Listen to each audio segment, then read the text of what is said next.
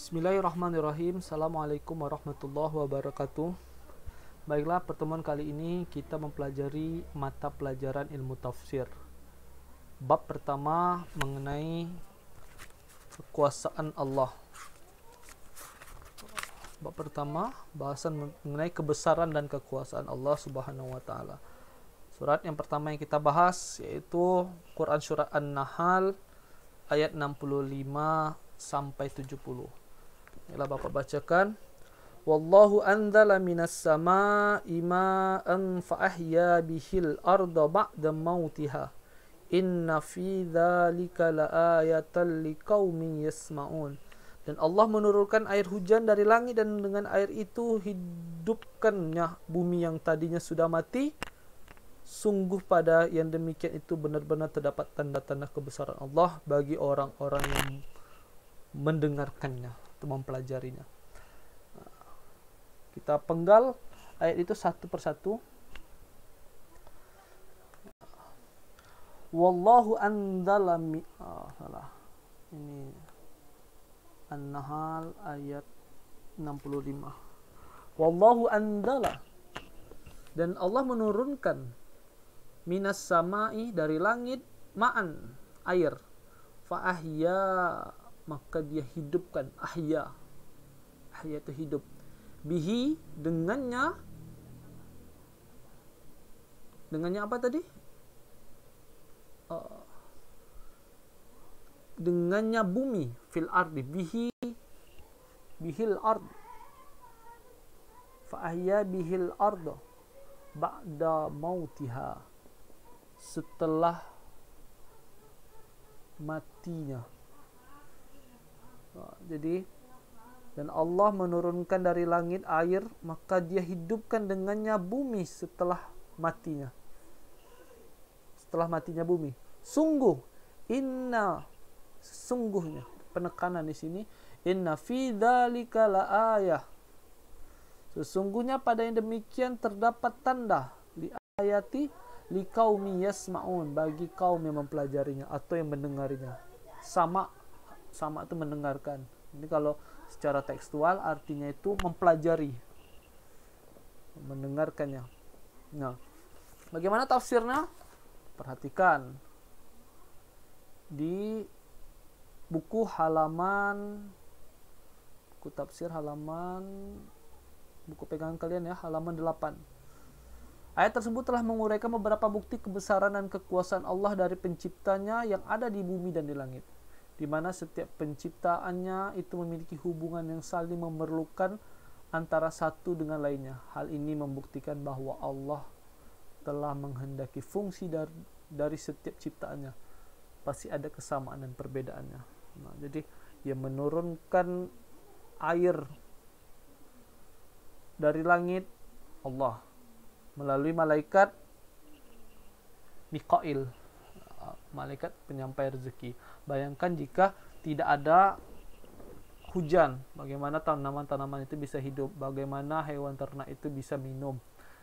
Kalaulah tidak ada tanaman dan tidak ada hewan ternak, bagaimana manusia bisa hidup? Maka kita syukuri kebesaran Allah itu. Karena ada air hujan, maka hiduplah makhluk-makhluk Allah di muka bumi ini. Next, kita lanjutkan ayat berikutnya, ayat 66. Ayat 66. Wa inna lakum fil an'ami la ibratan nuskikum mimma fi butunihi min baini farthi wa damil labanan khalisan sa'igan lisyaribin. Jadi artinya wa inna, dan sesungguhnya, penekanan lagi ini, lakum, bagi kalian, fil an'am, di dalam binatang ternak, la ibaratan, sesungguhnya terdapat pelajaran. Ibarah itu pelajaran bagi kita. Nuskikum, kami memberi minum kalian. Nuskikum mimma, dari apa yang fi butunihi, dalam perut-perutnya, dalam perut-perut hewan tadi, mimbaini, dari di antara farsin, kotoran, wadamin, dan darah. Maka antara kotoran dan darah ada susu. Susu yang bermanfaat. Nah, ini ya. Kita lanjutkan keterangan ayatnya. Farsin wadamin labanan, susu dan darah, kholisan, yang bersih, susu yang bersih, sa'iran, yang mudah ditelan, lisyaribin, kholisan sa'iran lisyaribin, bagi yang meminumnya. Masya Allah. Dan sesungguhnya pada hewan ternak itu benar-benar terdapat pelajaran bagi kamu. Kami memberi minum dari apa yang ada dalam perutnya, berupa susu murni antara kotoran dan darah yang mudah ditelan bagi orang yang meminumnya. Nah, kita lihat penjelasan ayat ini dalam buku kalian halaman 7. Adapun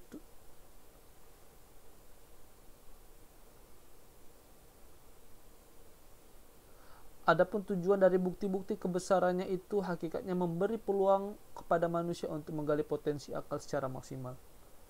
Mana ini? Ini peringatan untuk manusia agar selalu mempelajari atas segala ciptaannya.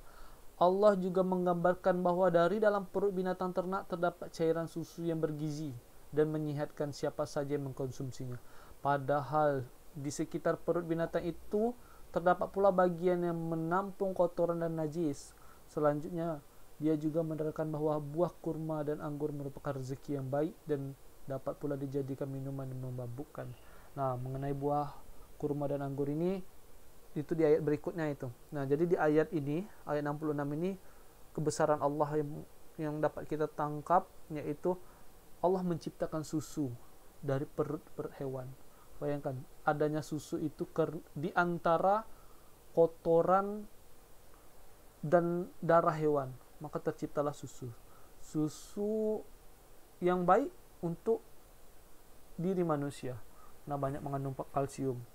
Kita pun pasti pernah minum susu.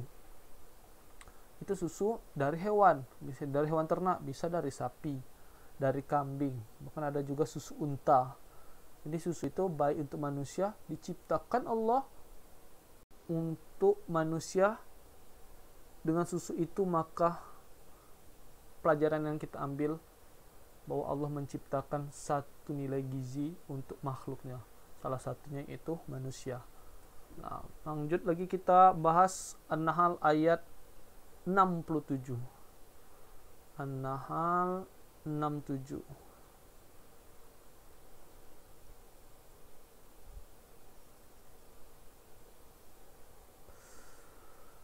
وَمِنْ ثَمَرَاتِ النَّخِيلِ وَالْأَعْنَابِ تَتَّخِذُونَ مِنْهُ سَكَرًا وَرِزْقًا حَسَنًا إِنَّ فِي ذَلِكَ لَآيَةٍ لِقَوْمٍ يَعْقِلُونَ. Artinya, وَمِنْ ثَمَرَاتٍ, dan dari buah-buahan, an-nakhili, buah kurma, wal-a'nub, dan anggur, tattakhizuna, kalian menjadikan minhu, daripadanya, sakaran, minuman yang memabukkan. Sakaran itu minuman yang memabukkan atau minuman yang mengandung alkohol. Karena anggur kalau didiamkan itu mengandung alkohol. Nah, jadi ada namanya, kita sering dengar bir anggur. Nah, itu awalnya anggur tuh nggak masalah, tapi karena difermentasi maka dia menjadi mengandung alkohol. Kita lanjutkan, warizqan, dan rezeki hasanan, yang baik. Inna fi dzalika, sesungguhnya pada yang demikian, sesungguhnya yang demikian, inna fi dzalika laayatan, sesungguhnya terdapat tanda, liqaumin ya'qilun. Nah, ini ada penerangan di akhir ayat ini, liqaumin ya'qilun, bagi kaum yang berfikir. Nah, penjelasan ayat ini memang Allah menjelaskan sudah diciptakan hewan untuk manusia, yang di hewan itu terdapat susu yang bergizi untuk manusia. telah diciptakan buah-buahan, kurma dan anggur dalam penjelasan redaksi ayat ini. Padahal banyak buah-buahan yang lainnya yang bermanfaat bagi manusia. Dan itu menjadi rezeki yang hasanah, rezeki yang baik bagi manusia. Sesungguhnya itu terdapat tanda bagi kaum yang berfikir, bagi manusia-manusia yang berfikir. Maka kita berfikirlah nikmat Allah yang banyak ini. Next, kita lanjutkan ayat ke-68. Wa auha rabbuka ilan nahli anittakhidhi minal jibali buyutan wa minasy syajari wa mimma ya'rishun. Nah,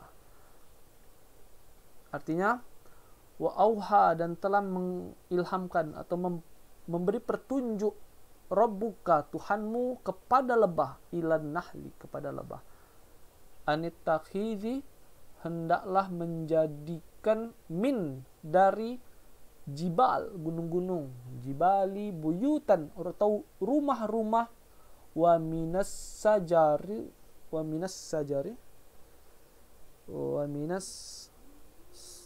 syajari, dan dari pohon, wa mimma ya'rishun, dan dari apa yang mereka dirikan.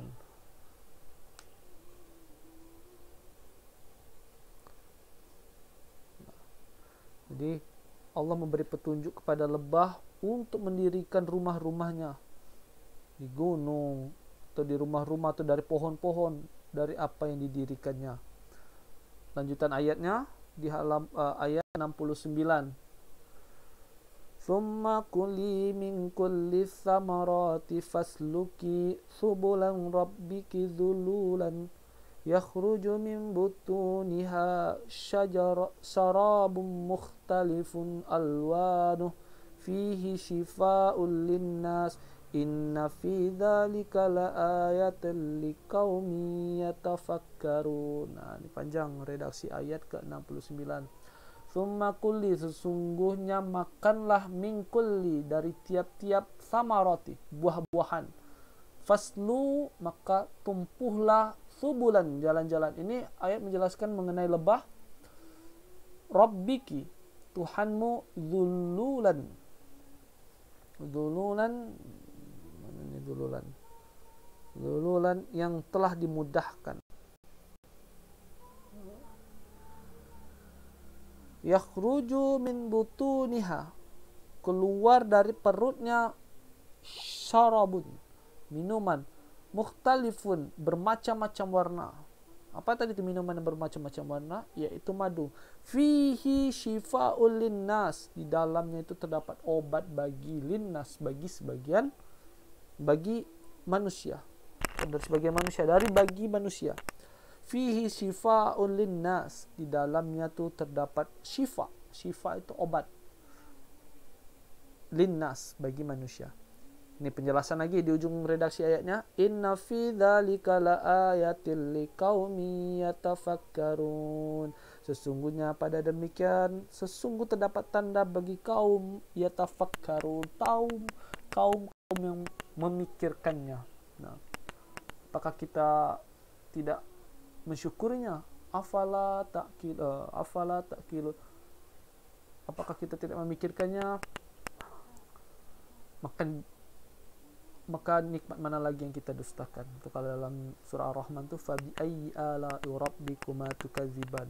Jadi ini cerita mengenai lebah. Allah menciptakan lebah yang mengeluarkan cairan bermacam warna yang menjadi obat bagi manusia. Maka lebah itu, ada hadis Rasulullah, kita harus mencontoh 4 sifat lebah. Pertama, lebah itu selalu makan apa yang baik-baik. Lebah selalu makan saripati bunga. Hendaknya manusia begitu, memakan makanan yang baik, halalan thayyiban. Kemudian lebah itu yang kedua, sifat yang kedua, mengeluarkan yang baik-baik. Itu tadi, mengeluarkan madu. Fihi shifa'ul linnas, yang bermanfaat bagi manusia, yang obat bermanfaat bagi manusia. Ini keluarkannya madu. Maka karakter seorang muslim itu, ya, perbuatan itu perbuatan yang baik, yang bermanfaat bagi sesama, tidak menyakiti sesama. Kemudian sifat lebah yang ketiga, kata Rasulullah, yang harus kita contoh. Lebah itu tidak pernah, lebah itu dimanapun dia menginggap, baik di pohon, di dahan pohon, di ranting pohon, dia tidak merusak. Nah, begitu juga hendaknya karakter muslim, dimanapun dia tinggal, dia tidak pernah merusak lingkungan itu. Kemudian sifat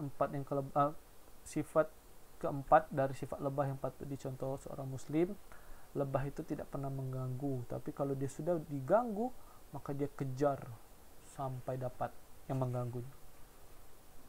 Itulah kadang orang sering diserang lebah, itu karena dia mengganggu lebah. Kayak itu juga karakter seorang muslim. Orang muslim itu tidak boleh mengganggu orang, tapi kalau agamanya sudah diusik, hartanya sudah diusik, anaknya sudah diusik, maka bolehlah melawan. Itu karakter dalam Islam. Kita tidak boleh mengganggu orang, tapi kalau kita sudah diusik, pantang juga kita untuk berdiam diri. Nah, itu dari 4 sifat lebah. Apa yang dimakan dia baik, apa yang dikeluarkan baik.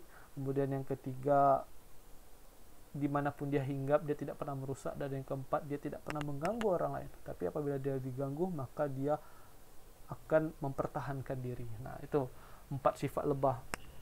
Jadi penjelasan ayat ke-68 dan 69 ini mengenai lebah. Maka nikmat Allah lagi, tanda kebesaran Allah, Allah menciptakan satu hewan yang dari hewan itu keluar cairan yang bermanfaat bagi manusia, yaitu sebagai syifa bagi manusia, sebagai obat bagi manusia. Next, kita lanjutkan ayat terakhir, ayat ke-70. Ayat 70. Wallahu khalaqakum thumma yatawaffakum wa minkum man yuraddu ila ardhalil umur likaila ya'lama ba'da ilmin sya'ah innallaha alimun qadir. Jadi artinya, dan Allah menciptakan kalian, menciptakan kamu, kemudian mewafatkanmu lagi. Di antara kamu ada yang dikembalikan pada usia yang tua renta atau pikun, sehingga dia tidak mengetahui lagi sesuatu yang pernah diketahuinya. Sungguh Allah Maha mengetahui dan Maha kuasa. Nah, itu penutup ayat dari surat yang kita bahas ini, surat terakhir, yaitu ayat ke-70. Ayat ke-70. Kita lihat materinya ini dalam e-book kalian. Selanjutnya Allah juga menyebutkan tentang kekuasaan terhadap hamba-hambanya yang menjadikan mereka dari tiada menjadi ada, kemudian dia mematikan mereka. Namun ada pula yang sebelumnya mereka diberi pengetahuan, kemudian dia ingatnya memudar sehingga menjadikan mereka pelupa atau pikun dan tubuhnya menjadi lemah. Begitulah kekuasaan dan kebesaran Allah adanya agar tiap kita dari hambanya selalu menyadari dan memikirkan fenomena tersebut untuk dijadikan pelajaran dalam menguatkan keimanan kita kepada Allah. Nah, itu penutup ayatnya. Jadi Allah menciptakan manusia itu mulai dari dia ada kandungan, dilahir, bayi itu tidak ngerti apa-apa, nggak bisa ngomong, nggak bisa jalan, selalu digendong. Kemudian tumbuh menjadi anak-anak, tumbuh menjadi remaja. Pada saat kalian sekarang remaja sudah bisa apa-apa semuanya, bisa kerjakan sendiri secara mandiri. Kemudian dewasa, kemudian masuk umur 50 ke atas mulai lemah lagi. Jadi itulah kehebatan kekuasaan Allah. Allah menciptakan dari yang lemah, kemudian kita seperti ini, dewasa yang kuat, kemudian kembali lagi lemah di akhir umur kita. Biasanya umur-umur di atas 50-an itu kembali lemah, kembali pikun, kembali sifatnya seperti sifat bayi. Itulah salah satu bentuk kekuasaan Allah. Di ujung ayatnya pun dijelaskan, innallaha alimun qadir, sesungguhnya Allah Maha mengetahui dan lagi Maha kuasa. Semuanya kuasa Allah. Itu sebagai menjadi pelajaran bagi kita bagaimana kekuasaan Allah, bagaimana kebesaran Allah. Itulah materi singkat kita pada pertemuan kali ini. Quran surah An-Nahl ayat 65 sampai 70. Ada 5 ayat. Semoga menjadi pelajaran bagi kalian mengenai kebesaran dan kekuasaan Allah. Bapak akhiri. Assalamualaikum warahmatullahi wabarakatuh.